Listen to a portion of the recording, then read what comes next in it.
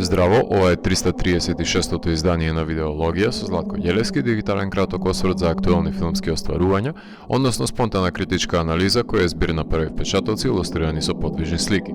На денешниот репертоар е Dying од Матијас Гласнер, во кој станува збор за членовите во германското семејство Лунис, односно мајката Луси, глумена од Корина Харфух, и нејзиниот сопруг Герт, глумен од Ханс Уве Бауер, кои живеат во мал град во северна Германија, соочени со потешкоти на поодминатите години, а нивните деца живеат во големите градови, односно Том, глумен од Ларс Едингер, кој живее во Берлин, кој раководи со мал оркестар, и ќерката Елен, глумена од Лилит Странгенберг, која живее во шише со алкохол во Хамбург. Ликови кои живеат и умираат сами, секој на својот крај.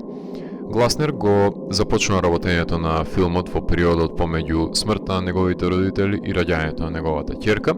во обид да го спознае и разглоби сопствениот однос со нив и местото на несреќата помеѓу, што води кон создавање на ликови во затворот кој самите го градат во рамките на моделот на семејството, кое во Германија се потпира на мал број на членови, јадро од родители и деца кои неретко и не може да најдат заеднички јазик под еден покрив, се отуѓени и дистанцирани еден од друг, со неможност за споделување на репресираните емоции, па потребно е да ги изнесуваат како наезда,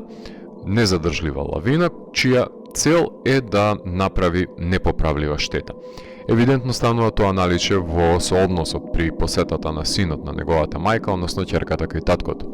Уведната сцена во која ја наоѓаме мајката во беспомошна позиција и таткото во губиток на помнењето и ориентацијата, иако е театрална, најдобро ја отсликува и беспомошноста на родителите кои ги немаат нивните деца облизина за помош, но и добар приказ за нефункционалноста на семејната заедница со неискажливи тегоби, раштркани сите страни, секој со свој интерес на прво место, повлекувајќи се во собствените преокупации. Не дека се во нешто подобра ситуација синот во безљубовната врска и ќерката која се буди со хардкор мамурлак во Летонија и не знае како има стигнато таму.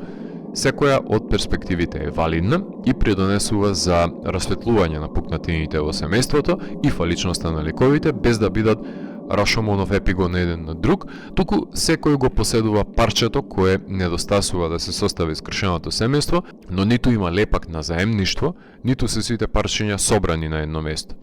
Иако филмот ќе се памти по катастрофалниот дебакл на премиерната изведба на композицијата Умирање, за мене своевидна актерска школа на акција и реакција може да забележиме во фамозната сцена помеѓу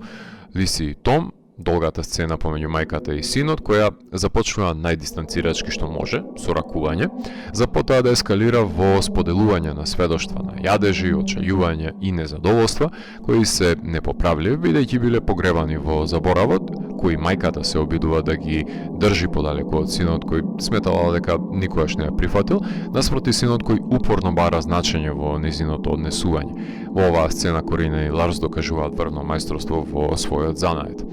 Сцената која со денови ме прогонуваше погледањето беше моментот на умирањето на пријателот, каде гледачот е оставен сам со Том во домот на композиторот да стражари на доаѓањето на смртта. Процесот на започнатото умирање има за цел да ја провоцира гледачката публика, во што успева, бидејќи ќе биде поделено гледиштето дали е оправдлива одлуката која ја носи Том, односно дали има постапено ладнокрвно, дозволувајќи да почне неговиот пријател без да реагира и да го спаси неговиот живот, што би се очекувало според некои себични пориви да се спаси секој човечки живот, или пак постапил топло, доколку погледнеме низ призмата на последната желба на неговиот пријател, кој за време на најдепресивниот период, празниците, одлучува еднаш за секојаш да се збогува од живите и тоа е неговата последна желба, која доколку ја исполни неговиот пријател, најмен да стражари на доаѓањето на саканата, би го исполнил аманетот на композиторот, што кулминира во преградка, но не би го попречил неговото збогување со светот на живите. Прашањето за исправноста на одлуката треба да си го постави гледачот самиот на себе си, дали и како тој би постапил доколку би бил затекнат во слична ситуација, сцена која ме воодушеви, затоа што некој во денешницата снимил морално и етичко амбигвитетна сцена која може да го засегне секој гледач. Опрашање е крајно неромантичен филм, каде има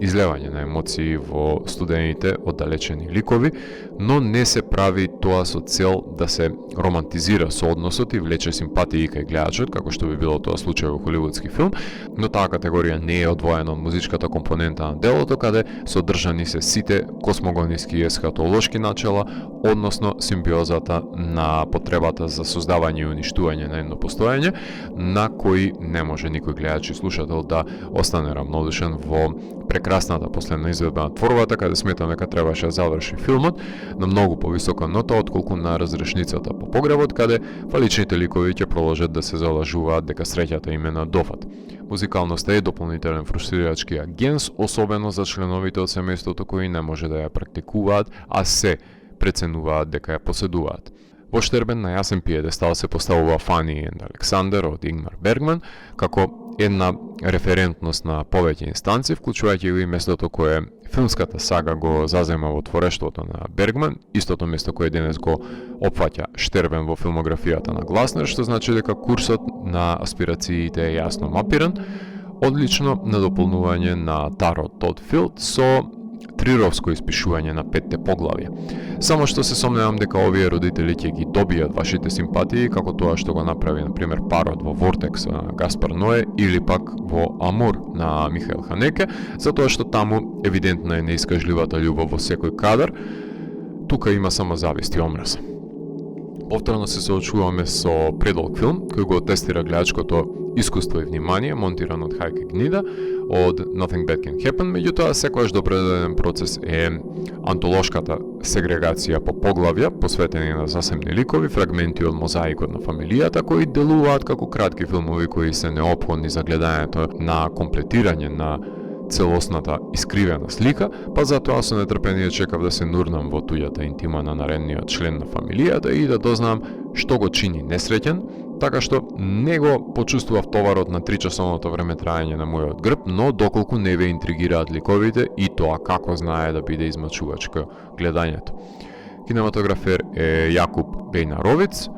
кој ги има работено сериите Парфем и We Children from Bankov Zoo, како и филмовите The Колини Кейсиде и Privilege,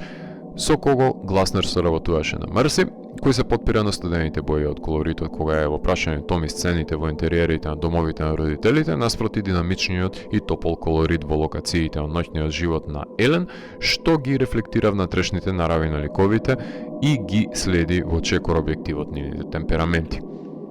Музиката на Лоренц Дангел се потпира на класичен скор, кој на моменти користи фрагменти кои можеби би биле дел од самата композиција која се свири и сите незини варијации на инструменти, но мене поголем впечаток ми остави дизајнот на звук, затоа што секогаш кога ќе ја слушнев нискофреквентната вибрација, подсвесно се подготвував за торжествена сцена, што сметам дека е интригантно решение за резонирање со гледачот и на ова предвесничко аудитивно рамниште. Огромно значење за филмот има композицијата која се изведува во него, особено односот кој со неа го имаат музичарите кои треба да ја изведуваат, кои кога се запрашани за нивното мислење за неа, говорат дека е предолга, не го задржува нивното внимание, репетитивна е, оквалификувања со кои може да се етикетира и самото филмско дело, доколку е гледано од погрешната публика која надешта ќе ја бара во делото наместо во неговото постоење, изведба и можност да биде восприемено од рецепиентите. Тоа е императивот кој ја прави уметноста полезна според делото. За германскиот режисер Матијас Гласнер треба да знаете дека започнал да работи како филмски проекционер во државната опера во Хамбург, членувал во бендот Home Sweet Home со неговиот соработник Јурген Вогел и првиот долг филм кој го режира е Реквием од 1987 година и со среќа да го најдете него. Во 80-тите работи на неколку германски ТВ серии, а во 1990-та го корежира Schicksal und Zufall со Биргит Стаут. Адолесцентниот гнев го истура во трагикомедијата The Mets од 1995 година, во која го прикажува безделничарењето и адолесцентната криза на неколку момци и девојки, негов coming of age филм. Во 1996 година ја режира крими-комедијата Sexy Sadie, во која серијски убиец, што ме информиран дека нема уште многу време за живеење од докторката во затворот, ја киднапира и бега од таму. кон крајот на 90-тите активно снима епизоди од крими ТВ серии и филмови за во 2000 година да навлезе во германскиот ноќен живот преку девојката која сака да биде моделка во Фанданго. Во 2001 година учествува во антологијата 99 Euroфилмс заедно со 11 други режисери кои се опремиле со мини DV камери и снимиле кратка форма за буџет од $100. Откако ќе ги режира телевизиските Das Staatsgeheimnis и Die Fremde Frau, во 2006 година го режира филмот со кој ќе го привлече светското внимание, односно Der Freie Wille, за човекот кој по 9 години е ослободен од ментална институција, осуден за повеќекратно силување, кој се обидува да води нормален живот, што и да значи тоа, за кој Јурген Вогел беше награден со сребрена мечка на Берлинале и награден беше и на Трајбека. Во 2007 го режира телевизискиот Eine gute Mutter, но неговиот радикален пристап на големото платно го повтори во 2009 година со филмот This is Love, во кој педофил се обидува да ги потисне неговите пориви и покрај тоа што е искушен на секој чекор кој беше прикажан во Сан Себастијан. Во 2011 година повторно создава за малиот екран, односно филмот Die Stunde des Wolfs, но во 2012 на големото платно можеше да се погледне Гнаде, односно Мерси, во кој едно напукнато и оддалечено семејство се сели во Норвешка, каде во сообраќајната несреќа се сплижуваат членовите, прикажан на Берлинале и во родниот град на режисерот. Кон крајот на 10-тите работи на крими ТВ сериите Блохин, Таторт, Police Call 110, како и периодичната Das Boot. Штета што неговиот адут Јурген Вогел го нема во Dying, но со него работи на ТВ серијата Informant, а во најаве и работењето на Гласнер на ТВ серијата Night in Paradise, што значи дека Гласнер прави скокови во малиот екран, додека работи на неговото ново радикално филмско дело со кое ќе ја фрапира филмската јавност, но неколку пати успеал да го повлече велот од идеалниот приказ на германското семејство и ги прикажал неговите незадоволни припадници, а во почетокот на кариерата снимал филмови со маргиналци кои се бореле со скротување на нивните недопустливи пориви за општеството, така што во прашање е автор кој под лупа ги става недостатоците на членовите на семејната заедница, ги доведува до екстреми, за да го провоцира гледачот да се помести од удобноста на домот или па во киносалата. Убеден сум дека сме погледнале голем број на мелодрами за алиенираното модерно европско семејство, конвенција на која силно се потпира и овој предолг филм, кој многу лесно може да го направи секој гледач негов заробеник, доколку не му се помера кликовите и нивниот сооднос. Филмот имаше својата премиера на Берлинале, каде беше награден со сребрена мечка за најдобро сценарио, а потоа беше прикажан на фестивалите во Хонконг, Сиднеј, Шангај, Карлови Вари, Ерусалим, Сао Пауло, освои неколку германски филмски награди и беше продуциран од Arte, ZDF, дистрибуиран од The Match Factory и Wild Bunch. Ако кичот е оквалификуван како неможност чувствата да се порамнат со реалноста, во филмот членовите на семејството не може да стапат во здраворазумен сооднос и најдат заеднички јазик кој ќе биде од полза за сите. Модерен портрет на една дисфункционална и несреќна германска фамилија и ниту еден од автодеструктивните ликови не го гледа своето место во него, а таму припаѓа. Ако морам да го еволуирам, тогаш Dying од мене има 4,5 од 5. Доколку ви се допадна 336-тото издание на дигиталната архива Видеологија, лајкувајте го видеото, споделете го и следете го каналот. Последните и поснатите рецензии на виртуелната полица. И благодарам за вниманието. Поздрав!